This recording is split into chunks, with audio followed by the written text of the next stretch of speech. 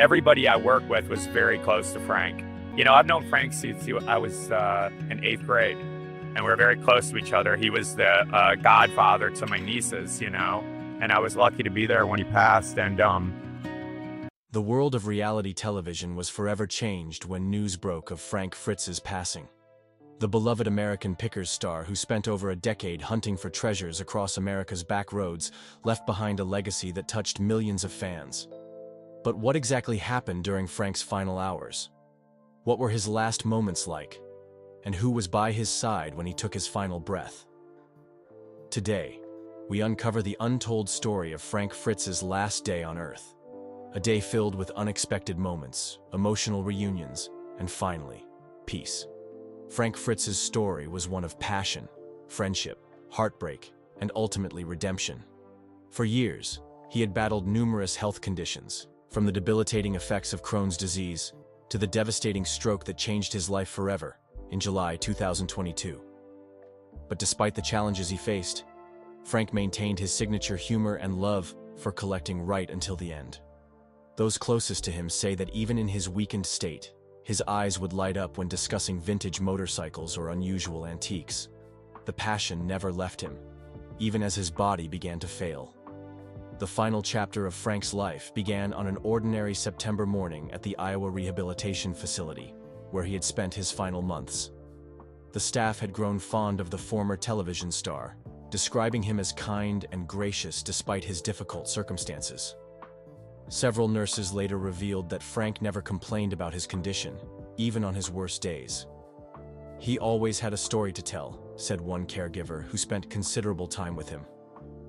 "Even when he was struggling, he wanted to know about your day, your family." That was just who Frank was. As the day began, there was no indication that it would be Frank's last. His mornings started routinely. The nursing staff helped him with his medications and morning care. Frank had limited mobility following his stroke, requiring assistance with most daily activities. What was different about this particular morning, however, was Frank's unusual request. He asked a staff member to place several of his prized possessions around his room, small collectibles and photographs that had been brought from his home. It was as if, on some level, he wanted to surround himself with the things that had given his life meaning. Among these treasured items was a small display case containing his first-ever collection, vintage bottle openers that he had started gathering as a teenager. This collection, modest compared to the impressive finds he'd made famous on television, held special significance for Frank. It represented the beginning of his lifelong passion, a reminder of simpler times before fame, health struggles, and complicated relationships entered his life. The nursing staff noticed how his eyes lingered on these items as they were arranged around his room, a small smile playing on his lips as he revisited memories from decades past. Frank's condition had been gradually deteriorating over the previous week. The damage from his stroke, combined with his ongoing health issues, had taken a severe toll. His doctors had recently informed his guardian that his body was beginning to shut down.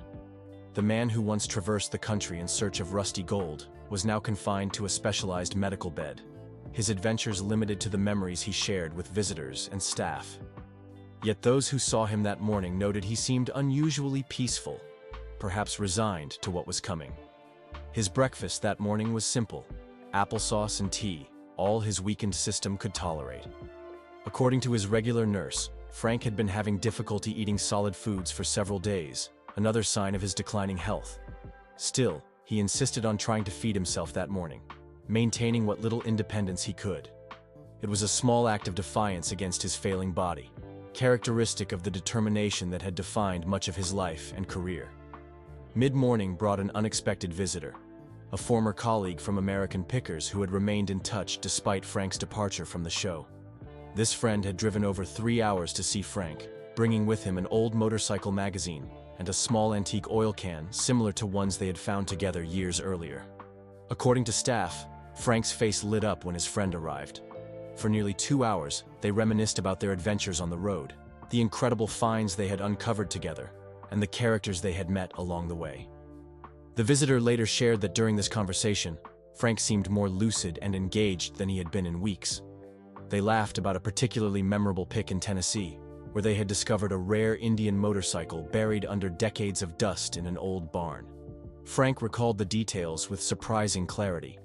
The elderly owner who had inherited it from his father, the negotiation that took nearly 2 hours, and the moment they finally loaded it into their van, hardly believing their luck. These stories represented Frank at his best, passionate, knowledgeable, and genuinely thrilled by the historical significance of their discoveries. What made this visit particularly poignant was that Frank knew his time was limited. He had confided in his friend that he didn't believe he had much longer. Rather than dwelling on his condition, however, Frank wanted to talk about the good times. He asked detailed questions about mutual acquaintances, the antique business, and even inquired about items they had found years ago, wondering where they had ended up. It was as if he was mentally revisiting the life he had loved so much, one last time. During this conversation, Frank made a surprising confession. He admitted that he missed being on the road, missed the thrill of the hunt, but mostly, he missed the connections he had made with people across America. Contrary to public perception following his departure from American Pickers, Frank revealed that he harbored no bitterness about his television career ending. "I had a good run," he told his friend. "How many people get to turn their passion into a job like that? I got to see parts of America most people never will, and I got paid to do it. Can't complain about that." As the afternoon progressed, Frank's condition began to visibly decline. His breathing became more labored, and medical staff increased their monitoring. His friend, sensing that things were taking a turn, called several people who were important in Frank's life, including Mike Wolfe. The relationship between Frank and Mike had been complicated over the years. Once the closest of friends and business partners, they had experienced a very public falling out that led to Frank's departure from American Pickers. But what many fans didn't know was that in the months following Frank's stroke, the two men had begun the process of reconciliation. The facility's attending physician checked on Frank around 2 p.m., noting significant changes in his vital signs. His oxygen levels were dropping, and his heart rate had become irregular. Additional medication was administered to keep him comfortable, but the doctor informed the staff and Frank's guardian that these were signs the end might be approaching. When asked if Frank should be transferred to a hospital, the doctor explained that at this stage, moving him would cause more distress than benefit. The focus now was on ensuring his comfort and dignity. Despite his worsening condition, Frank remained intermittently alert. He requested that someone read to him from a book about vintage motorcycles that had been kept on his bedside table. One of the younger nurses, who had developed a particular fondness for Frank during his stay, sat beside him and read sections about Harley-Davidson's early models, a subject that had always fascinated him. Those present noted how Frank would occasionally nod or smile slightly when she read about specific details, his passion for these machines evident even as his strength faded. Mike received the call about Frank's condition while on the road filming for American Pickers. Without hesitation, he informed production that he needed to leave immediately. According to those close to the situation, Mike dropped everything and began the journey to Iowa, determined to see his old friend one last time. This wasn't about television or business. It was about two men who had shared some of the most significant experiences of their lives together. Despite their differences, there was a bond between them that transcended their professional disagreements. During the drive, Mike reportedly called several mutual friends, updating them on Frank's condition and reflecting on their complicated history. One of these friends later revealed that Mike expressed regret about how things had ended professionally between them. "He told me he wished they had handled things differently," the friend shared. Television and business complicated what was at its core a simple friendship between two guys who loved old stuff. Mike said he should have worked harder to separate the business from the friendship. As the day turned to evening, Frank's room became a gathering place for those closest to him. His mother, despite her own health challenges, was brought to his bedside. A few close friends arrived, as did his court-appointed guardian, who had been managing his affairs. The atmosphere was somber, but not without moments of laughter as those gathered shared stories about Frank, his quirky sense of humor, his encyclopedic knowledge of antiques, and his generosity toward fans. One childhood friend recounted how Frank had always been fascinated by objects with history, even as a young boy. He described how teenage Frank would spend hours at local garage sales, while other kids were playing sports or video games. Another told the story of Frank's first motorcycle purchase, a beat-up old Harley that barely ran, but that Frank had lovingly restored piece by piece, learning as he went. These stories painted a picture of a man whose on-screen persona was no act. His passion for preservation and history had been lifelong. Throughout the early evening, Frank drifted in and out of consciousness. During his lucid moments, he would squeeze his mother's hand or nod slightly in response to the stories being shared. The medical staff continued to administer comfort measures, ensuring he wasn't in pain. Around 6 p.m., he briefly opened his eyes and asked for water. After taking a small sip with assistance, he looked around the room at the gathered faces and whispered, "Good people." These would be among his last coherent words. It was around 8 p.m. when Mike Wolfe finally arrived. Those present described an emotional scene as Mike entered the room and approached Frank's bed. Without hesitation, Mike took Frank's hand and sat beside him. Though Frank was drifting in and out of consciousness by this point, those in the room say he seemed to recognize Mike's presence. His breathing, which had been irregular, temporarily steadied. For nearly an hour, Mike sat quietly with his former picking partner, occasionally leaning in to speak softly to him. Mike brought with him a small item that held significance to their shared history, a vintage motorcycle badge from their first big find together. Before American Pickers became a television phenomenon, Mike and Frank had discovered an old Indian motorcycle dealer badge at a farm auction in rural Iowa.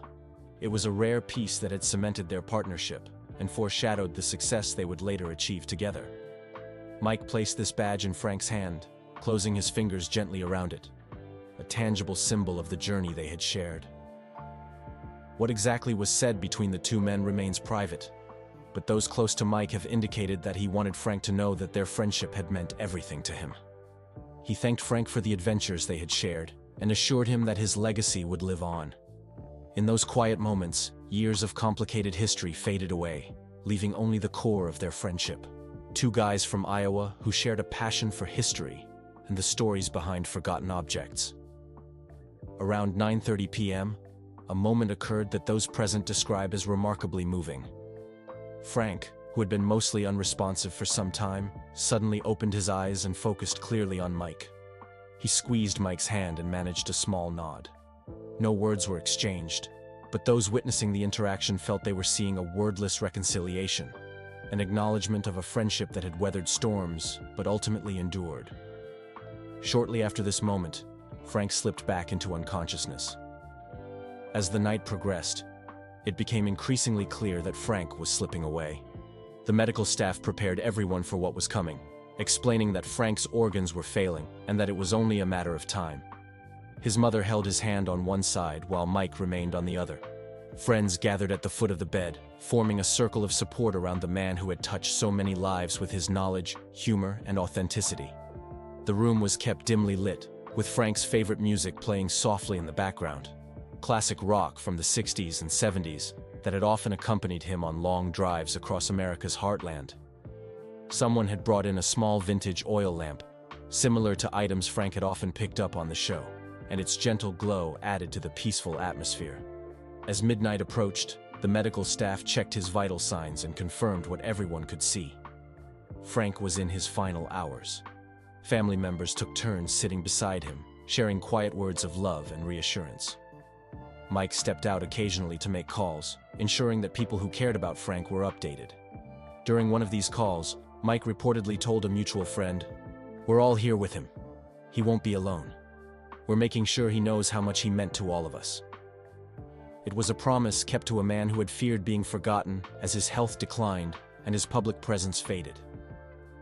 In the early hours of the morning, with his room dimly lit and quiet conversations occasionally breaking the silence, Frank's breathing began to slow.